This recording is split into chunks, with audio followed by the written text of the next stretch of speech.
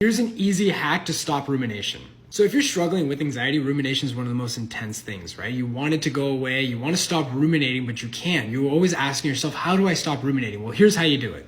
In order to stop ruminating, it's very simple. Recognize that rumination is a habit that's been developed. See, when you're experiencing anxiety, a lot of the reasons why you're experiencing it is also because you don't know what's happening. There's a whole bunch of factors, but one of the main ones is you don't know why this is happening. So what's happened is that you're very hyper-focused on the anxiety, hoping that if you can understand how the anxiety works, well, then you can make it go away. So what happens over time is you get very focused on it, right? And what happens is you start developing this habit of rumination. What if it's this? What if it's that? How do I stop focusing on the anxiety? So here's how you stop rumination, okay? All you have to do is recognize when you're ruminating.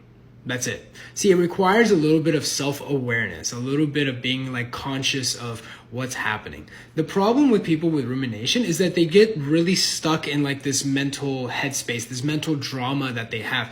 They don't recognize that they're not their thoughts, right? If you're very identified with your thoughts, you're very connected. But if you recognize you're not your thoughts, well, then there's a little bit of space. And so what happens is you become self-aware that you're ruminating. Let me give you an example. Okay, I'm ruminating about my heart palpitations. Why is this happening? Why is this happening? Wait, I'm ruminating. Okay, I'm just ruminating. Okay, stop that. Cool. All right.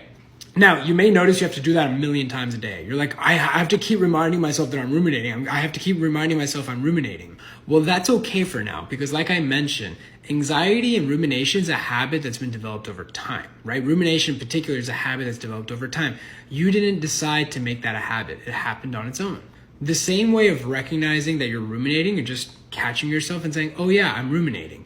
That will become its own habit. And what that's going to do is that it's going to stop the mind from this feedback loop of constantly thinking about the anxiety. See, the reason why the mind is focused on the anxiety is because it thinks it's a threat. It feels like the physical symptoms are a threat, the thoughts are a threat. It doesn't really know what's a real threat and what's not. But if you show your mind, hey, look, there's nothing there, the mind will self-adjust on its own. So you're not always going to have to stop and catch yourself.